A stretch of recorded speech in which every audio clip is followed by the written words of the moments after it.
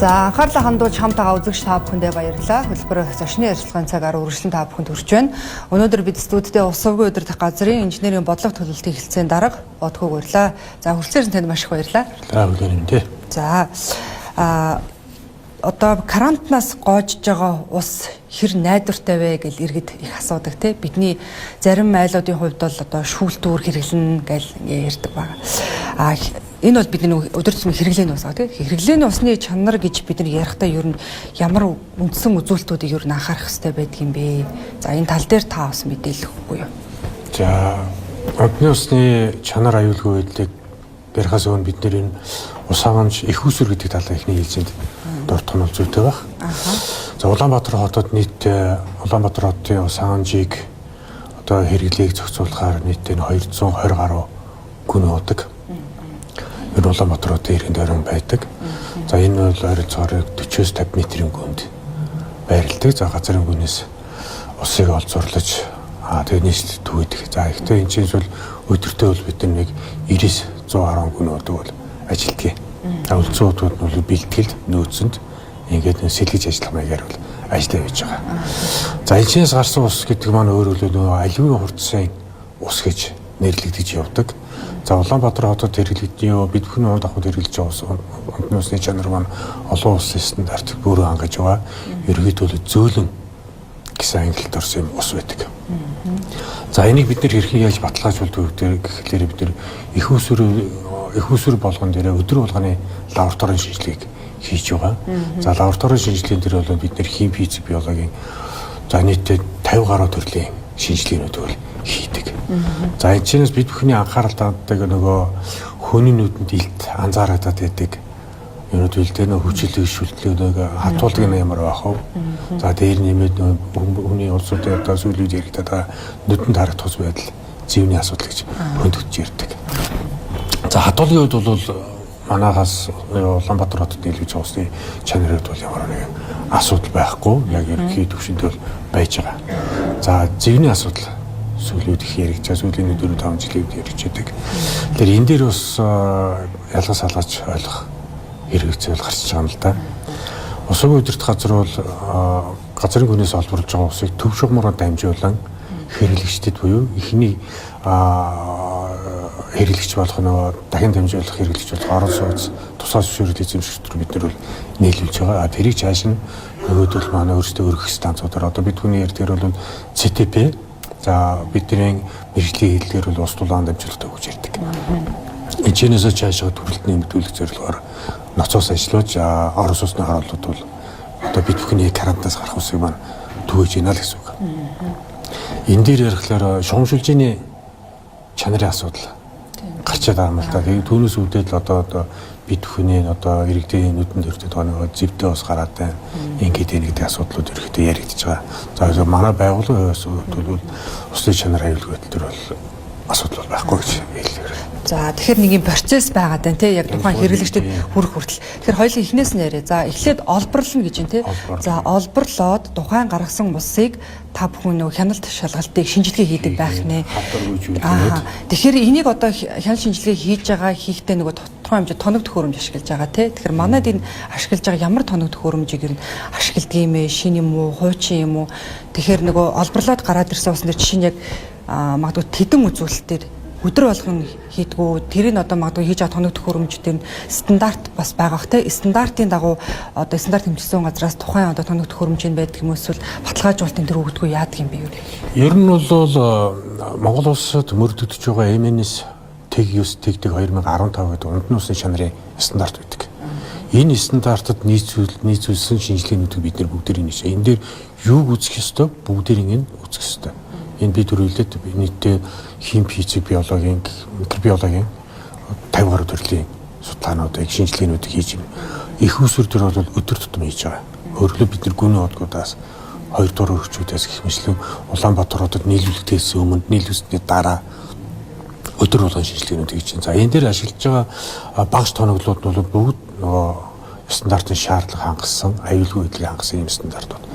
За энийг тодорхой манай байгууллагад өрөөдөг төв лаборатори гэж цэвэрлэсний шинжилгээ хийдэг лаборатори. Энэ лаборатори маань бол олон улсад хүлээн зөвшөөрөгдсөн ийм лаборатори ерөнхийдөө бол Монгол улсын хэмжээнд бол тоног төхөөрөмжийн хувьд бол нэлээд дээгүүрт ер нь нэгд орохоор шахуу тоног төхөөрөмжүүдтэй судалгаа шинжилгээ хийх тоног төхөөрөмжтэй ийм лаборатори байж байгаа. Тэгэхээр энэчээс гарсан лабораториудаас гарсан шинжилгээтэй ус өгч за юуны хажуугаар манай лаборатори хөндлөнгөөс нь байгаль орчны лабораториуд.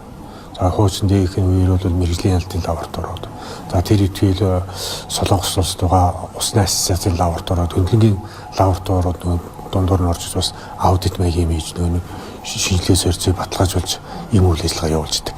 Тэгэхээр энэ дээр бол бид нэр сүүлийн 5-6 жил бол олон улсын түвшинд бол эдгээр манай лаборатори бол буруу хангалттай шинжилгээ судалгаагаа хийж баталгаажуулж явж байна гэсэн төлөвлөлт өгсөн байж байгаа.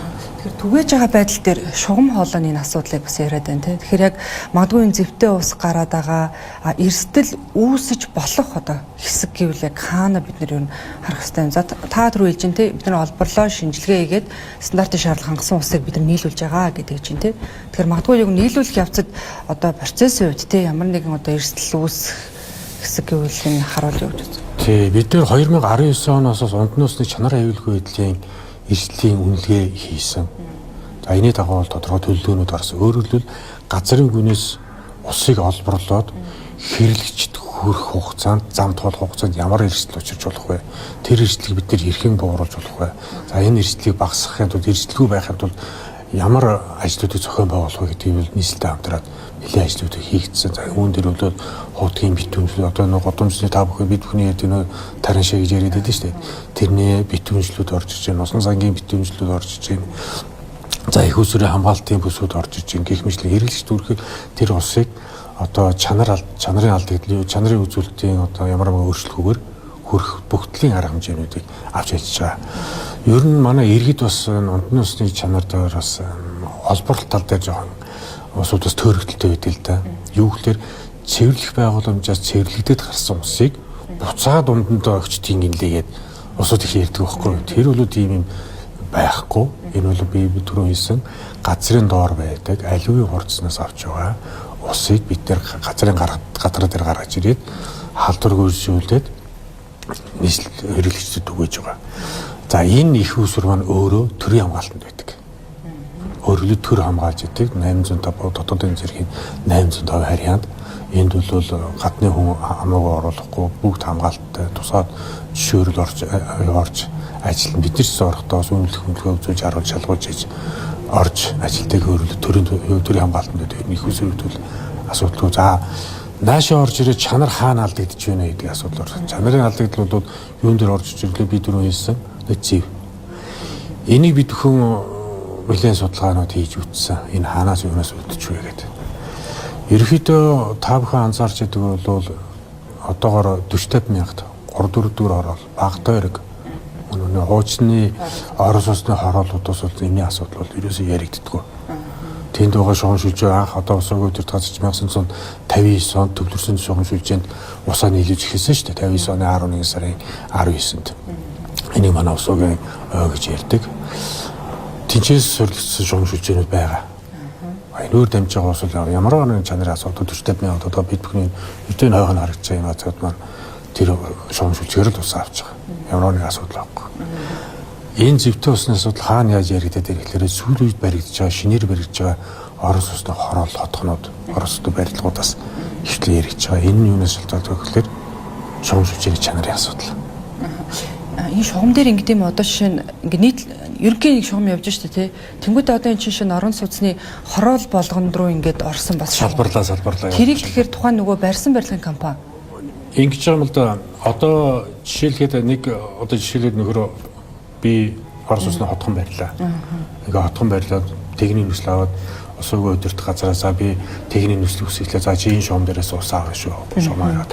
Энэ хооронд би одоо бас хэлж мэдэхгүй зөв өөрөө хороод төсөлж яхад шугам шүлжээгээ тэнцээс цэгээс аваад өөрийнхөө барилга руу оруулахын тулд тодорхой хэмжээний шугам шүлжээ би угсар таарна. За дээшээгээ айлуудын карант руу бас шугам шүлжээ бас угсар таарна. Энэ хооронд нөө материалын чанарын асуудал яригдаад байгаа. Энэ л материалын чанарын асуудал яригдаад байна л да. Тэрнээс төв шугам талдаа бол асуудал. Хэрвээ төв шугам талдаа асуудалтай байсан бол хот чинь тэр чигээрээ зэвний асуудал хөндөгдөж орж ирэх болчиход байгаа юм л да.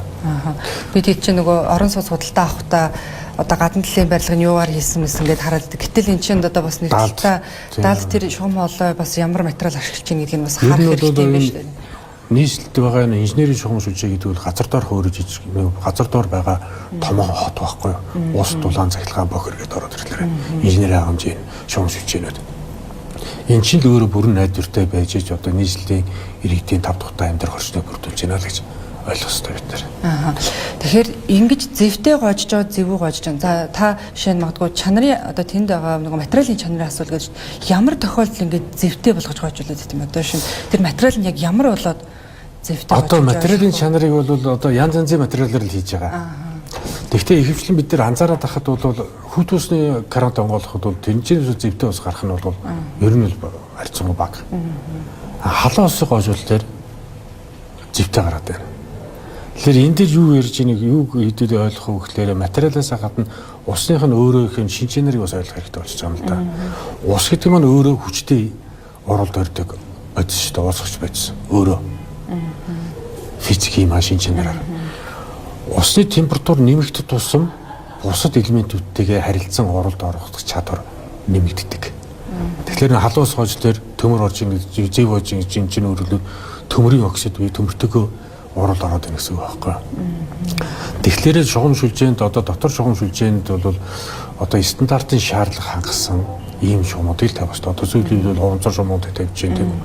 За сүүлийн үед бас яригдаад байгаа шугамыг угсруулах яасан бэ гэдэг саналууд яригдаад бас энэ судалгаанууд ярьж байгаа. Шугамууд жоохон өртөг өндөртэй байгаа. Ерөнхийдөө за хуванцар шугамууд гэж бидний хувьд бол яг барилгын компаниудын өөрсдийнх нь одоо нөгөө стандартын бос нэг цайрцсан ган яндангууд оруулж ирээд нөөх нөгөө оролт устдаа дулааны ачаалыг нэг ус чинь температур нэмэгдээд одоо эдэмхий болж эхэлж оролт орж эхэлж шүү. Тэгэхээр тэрийг даах чадваргүй тийм шугам хоолойнууд л нийлүүлэгдээд байна л да.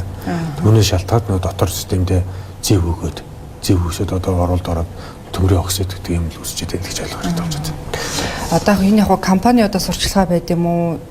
Ихэнх одоо орон сууцны хороолт дээр та одоо шүүлтүр хэрэглээ гэж яриад тий. Яг одоо таны яран сонсоход бол бид нэр одоо төв шугамаараа нийлүүлж байгаа ус маань шууд гойжуулаад ухад асуудалгүй гэдгийг та бас хэлээд байна шүү дээ тий. Тэгэхээр ер нь бол яг нэг талаа бид нар шүүлтүр илүү хэрэглэх нь зүйтэй нэлээд хатуулаг өндөртэй усаа гэж яриад байдаг ш. Энд дээр та бас нэг зүгээр би түрүү хэлсэн тийм үү. Манай Улаанбаатар хотын их усүрд усаамжийн их усүрдэд нийлүүлж байгаа ус маань ерөөдөө зөөлөн гэсэн ангилалд ордог. Олон улсын төвшөнд бол ингээд ирэхлээр бидний хувьд бол зөв би бол хүүхд тухаас л гарантаас суугаад өссөн. Одоож би уугаал явж байдаг. Өдөөсний гарантаас. Шүүлтүрийн хувьд бол янз янз энэ бол бас нэг бизнес менежментийн арга гэж бол магадгүй. Ерөнхийдөө шүүлтүрийн ямар шуухан газрууд ерөнхийдөө хэрэглэгдээд идэм бэхлээр гадаргуун ус хангамжийн системтэй улс орнууд хөвчлэн хэрэглээд байна. Тийм манайх зүйл газрын гүнээс усаа олборлож байгаа шүү дээ. Гадаргуун ус ихлээр чинь хиймэл нуур цөөрөм одоо бид бүхэн анзаарч байдаг бол одоо нөгөө усан цахилгаан станцууд гэдэг энэ тэндэгээд юу тэнцэнэс чинь бас зарим томоохон хотуудын ус хангамжийн их усруудыг авч байгаа шүү дээ. Одоо манай гэсэн Улаанбаатар хотод одоо гадаргын их усрыг ашиглаад туул усан цэцлбэрийг барьж байгуулъя гэдэг 2013-4 оноос ахгуулаад яригдал тэзүүн мэдзүүн гараад ингээд явж байна. Хэрвээ тийм нөхцөлд орж ирэх юм бол гадаргуун ус өөрөө бол тодорхой хэмжээний цэвэрлэгийг явагдана.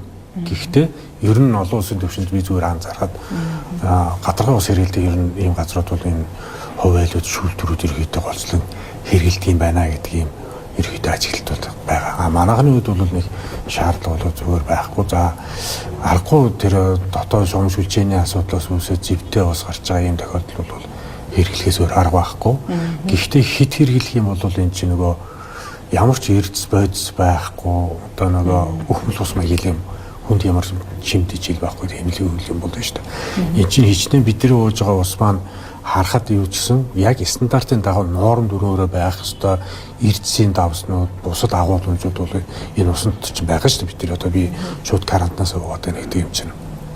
Тэгэхгүй хичүүгээд ажиллах нөх маань ямар ч эрдэсийн агуулмжгүй өхмөл ус гэтэл юм бий болж байна л гэж ойлгож байна. Төв шугам руу нийлүүлж байгаа жишээ нь шугам хоолой одоо насжилт гэхүү те бид ер нь ямар хөө байдгийм бэ? Энийг одоо ингээд байн солиод байх ер нь шаардлагатай байдаг юм ер нь яадаг юм бэ?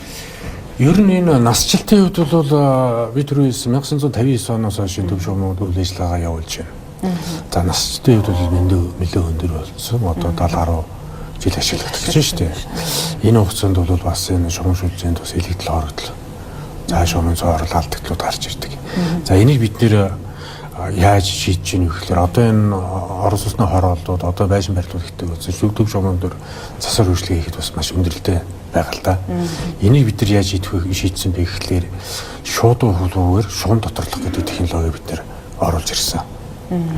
Энэ юу гэхээр одоо таны асуугаад байгаа энэ дээр насжилт өндөртэй шугамуудыг бид нар дотортлаас нь доторлж байгаа хувцраар нэг үзүүрээр нь хувцар оруулаад нэг үзүүрээр гаргаж ирээд дотор нь халуун уур тавиад тэлээд тэгэд хувцраар доторлж чинь гэсэн. За энэ маань нэгдүгээр чанарын асуудал. Яригдсан чанар дээр ямар нэг өөрчлөлт байхгүй. Хоёрдугаар шугамын насжилт. Өөрөлдөө дахиад тэр шугам цоор нь барьна гэсэн юм байна. Тэр шугам хувцар шугам бол бидний тодорхой 100 жилийн наслалтай гэж явдаг. Дээр нэмээд газар шорын ажлыг гэдэг байхгүй. Одоо энэ их төвчрийн донд бид нэр газар шорын ажлыг төвчрийн дээр төвчрээ нэмээд байгаа байхгүй. Бас ингээд ихэвчлэн манай шугам шүлжээ чинь зам доогоор за энэ ногоон байгууламжуудын доогоор явгооны зам доогоор хөвчлэн барилж байгаа шүү дээ. Тэгэхээр чи энэтэй холбоотой газар шорын ажлуудыг хийхгүй байна гэдэг чинь нэгдүгээр бас одоо үзүүлэлтэд нөлөөлөд ахааргүй ийм ажлуудыг хийж. Ерөнхийдөө бид нэг жилд нэг ойрцоо 5 орчим километр шугам шүлжээг доторлоод байгаа. Одоо 20 км шугамыг доторлж байгаа. Одоо хамгийн анхны шугам доторлоо бол 1-р сургуулийн өдөр явсан шугамыг дээр 2018 онд хамгийн доторлоод эхэлсэн. Одоо хот тэлээд шинэ байшин барилга хорооллууд ингээд их баригдаж байна. Энэ хэрээр нөгөө усны одоо хэрэглээ ер нь яаж ч мэдээж ингээд холборлого усны хэрэглээ жил тутамд нэмэгдээд л нөгөө шугам юун дээр нийлүүлж байгаа ачаал маань бас ингээд нэмэгдээд байдаг бол ер нь яа 1990-ад оны сүүл 2000 оны 7-8 он хүртэл бол 160 мянган метр куб ус, 170 мянган метр куб ус гэдэг бол өндөр хэрэглээнд дэвтгээс Улаанбаатар хотод нийлүүлэгдэж байгаа. Өндөр хэрэглээ байсан. Одоо бол манай Улаанбаатар хотод хэрэглэж байгаа усны дундч хэрэглээ 180-185 мянга. За оргил ачааллын үе одоо удахгүй болох ч цагаан сар. Энэ дээр бол бүр нэмэгддэг. Сая өнгөрсөн 7 хоногийн бүтэн сайд ирэхэд чинь 221 мянган метр куб усыг Улаанбаатар хотод хэрэгцээд нийлүүлсэн байгаа. Нэгэн зэрэг тэгээд одоо энэ хагасаа үзээ дээр бас их хэрэглээтэй орж ирнэ. За энэ өөр юу хэлэх гээд байна гэхлээр за энэ хэрэглээний асуудлаас гадна энэ өөр юу хэлэх гээд байна гэхлээр энэ орос усны хороод ер нь байшин барилга нэмж байгаа хүн амын орсон сууж байгаа хүн амын тоо нэмж байгаа холбоотой усны хэрэглээ нэмэгдэж байна. Би юу хэлэх гээд байна гэхлээр 170 орчим мянган метр куб ус өндөр хэрэглээтэй тооцдог гэсэн бол тэр чинь одоо бол манай хувьд бол бага хэрэгтэй 180-аас 185 мянга гэдэг чинь өөрөлдөл 15 мянган метр куб усны зөрүү гэдэг бол бас их ус. Улаанбаатар хотын 2015 онд байгаль орчны усны нөөцийн зөвлөлөөр тогтоосон усын нөөц бол 285 мянган метр куб гэдэг хоногийн нөөц. Үүнийг бид нар зүгээр саяны зүгээр ганц хоёр оргил ачааллын үед бас 220 мянган метр куб гэдэг бол бас өндөр хэрэглээ байгаа байхгүй юу. Тэгэхээр энэтэй юу гэж нэхлээр нэгдүгээрт хорооллууд их баригдаж байна. Хүн амын суурьшил их бий болж байна. Энийг дагаад хэрэглээ нэмэгдэж байна. За хэрэглээ нэмэгдэлтэй холбоотойгоор нөгөө дайл нөгөө дэд хурайлууд усгүй болчлаа. Баяр ёслол үеэр бүтээсэй дээр дэд хурайлууд усгүй болчлаа гэдэг явдаг. Энд чинь нөгөө шугамын ачаал даралт гэдэг асуудал байдаг. Одоо өөрөлдвөл энд байгаа усыг энд төрөхийн тулд тодорхой хэмжээний даралттай өгнө шүү дээ. Шахна гэсэн. Тэгэхээр энэ чинь зам зураа хэрэглээнүүд ороод ирэхлээр энэний төрслийн хэрэглэлтэй тодорхой хэмжээний даралт учраас энд 10 автобус мэрийн даралттай өгсөн юм маань энд 5 болоод очиж байна. Энэ 5 чинь дээшээ хөрөхгүй шинэ юмнууд орж ирж байна л да. Үүнээс шалтгаалаад нөгөө дээд давхрууд маань ус өрөхгүй. Энэ чинь юу болж юм бэ? Нөгөө хэрэглээ маш их байна гэсэн. Дойлоо нэг оргил ачааллын үед нэг цагтаан шуумжийн оргил ачааллын үед яг тэрнтэй манайх давхар адилхан явдаг. Орой 5-аас 22 цаг хүртэл 17-аас 22 цагийн хооронд ачаалаад ихтэй. Яг нэг хүмүүс гэрт ажиллаад хараад гэртээ аваад ингэсэн байна гэдэг. Тэгэхээр бид нэр одоо энэ хүртээмжийг дээшлүүлэхийн тулд сүүлүүд барьж байгаа барилгуудад доороо нөөцийн усан сантай байдаанууд. Энэгээр өөрсдөө чаашин дээр хэлэлцдэг усыг тасралтгүй гэдгийг шаардлага төгөл тавьж байгаа.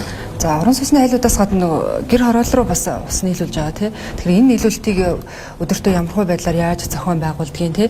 За ялангуяа гэр хороолд бол маш олон гэр хороололт дунд ингээд нөгөө ус түгээдэг газар маань байрлаж байгаа. Тэнд бол яг би нөгөө эрсдлийг ярьдаг тий. Ялангуяа нойлын асуудлыг энэ дээрээс нэлээ хөндөж яриад тий. Чанарын асуудал төр ярихад бол тий гэр хорооллын усны үйлчлэгийг бид нэр бас дотор нь хоёр ялгаж салгаж үзэх хэрэгтэй болж байгаа. Нэг нь бол тэр төвлөрсөн шугам шүлжээнд холбогдсон ус төвөх байр гэж байгаа. За энэ нь бол тэр юу гэхээр гэр хороол бид нэр шум татцсан. Цэвэр усан шум татцсан. Одоо энэ хотод хэрэглэж байгаа устай яг тэр ус чинь тэрүүгээр шугамаараа гүгээд гэр хорооллын ус төвөх байрууд дээр очиж байгаа. А тэр хотгууд маань ус төвөх байрууд маань одоо мянганы сэрлийн сангаар бүгдээрээ ухаалаг болцсон. К24 цагийн үйлчлэгээтэй карт уншуулад өдөр шөнө өвөл зөнгөө ялгаа авахгүй ус авч байгаа. За энэ бол тэр төвлөрсөн шугам шүлбэнд холбогдсон буюу шугамын ус төвөх байрууд гэж нэрлэж байгаа. Шугамд өөрөлдөж шугамд холбогдсон ус төвөх байрууд. За алслагдаад ороод ирлээ. Шугам хөргөө газруудаар бид нар яаж усыг төвөх юм бэ гэхлээрэ нөгөө шугам шүлжээнд холбогдсон ус төвөх байруудаасаа машинд ус ачаад машинаар ачаад хөргөж өгч байгаа. Дараагийн дээр алслагдсан. За тэр нь бол тэр зөөрөөр ус хаамжиж зөөрөөр ус түгэж өгч байна гэсэн. За энэ дээр бас чанарын хяналтыг яаж хийх юм бэ гэхээр мөн ялгаагүй манай лабораторийн чанарын хяналтууд давхар ажиллана. За машин ачдаг ус түгээн дээр лабораторийн шинжилгээг үзлээ, үлдэгдэл холоороо үзлээ, хатуулгаа үзлээ, усныхаа орчиг үзлээ. За зөөрөөр яваад ичлээ, зөөрөөр нутагт нь очоод усан сан дээр нь үзлээ. За юугаа хатуулгаа үзлээ, үлдэгдэл холоороо үзлээ. Гэрхэмжлийн шат амжилтуудаа бүгдийг нь үзээд хэрэлж түгэж байгаа. За энэ дээр бол ямар нэг асуудал. За дээр нь манай энэ ус төвөх байрууд өөрсдөө хяналтын системтэй камерын гадны халдлага болон бусад эрсдлээс сэргэлээр бүгд камерын системээр тоноглогдсон байж байгаа. За ерөнхийдөө шугам шүлжээнд холбогдсон 340 гаруй ус төвөх байр. За зөөрөөр төгөөж байгаа 370 гаруй ус төвөх байрууд байж байгаа. За зөөж байгаа машинууд нь бол 7 хоног болгоо ингээд усан сангийн ариутгалд ороод тодорхой нөгөө уус булаар дотор усан санг зөөрөн ёнкс гэж ярьдаг да тэрийг аваад цэвэрлээд тэгээд усаа түгээд ажиллаж байгаа. Шугам хоолгоор нийлүүлж байгаа нь бол өртгөө үед бол яг арай бага юм шиг болж зөөвөр дээр одоо шинэ машин ус ачаа тэгээ хацарлууд зөөвн тэгээ тэрийн одоо маш бага өртөгтэйгээр хүмүүс нийлүүлж байгаа гэхээр ингээд дүнгийн ингээд харах юм бол их маш зөрүүтэй юм шиг санагдаад байх юм. Усны үнийн үед бол усны үн яг зөв. Усны үн Монгол улсад бол маш хэмд байгаа. Зөөврөөр бид нэр 1 литр усыг 2 төгрөгөөр борлуулдаг. Тэхинд бол бид нэр 40 төгрөгөөс зардал гаргадаг. Өөрөлдөл 38 төгрөгийг бид нэр зүгээр алдагдал хүлээгээд ажиллаж байгаа гэсэн үг байхгүй. Тэгэхээр бол гэр хорооллын үйлчлэгийн зар нэлээ их алдагдлыг бол хүлээж ирсэн. Гэхдээ бид нэр үндсээр хөлвөл усыг хэрэглэцэд зайлшгүй өргөж өсдөг гэдэг ийм нөхцөл байна. За хоёулаа гэмс ярил цасан өндөрлж байна. Үзэгчдээ ус сургууль өдөрт газрын инженерийн бодлого төлөвлөлтийг хэлсэн дараа годхог урьж өнөөдөр бид хэрэглээний усны чанарын асуудлаар ярилцлаа. Ингээд хүрэлцэн ирсэн танд баярлалаа. Танд болоод танай хамт олонд ажлын амжилтыг хүсье. За баярлалаа. За үзэгчдээ энэ хүрээд ярилцлагын цаг өндөрлөж байна. Анхаарлаа хандуулж хамт байсан та бүхэнд баярлалаа.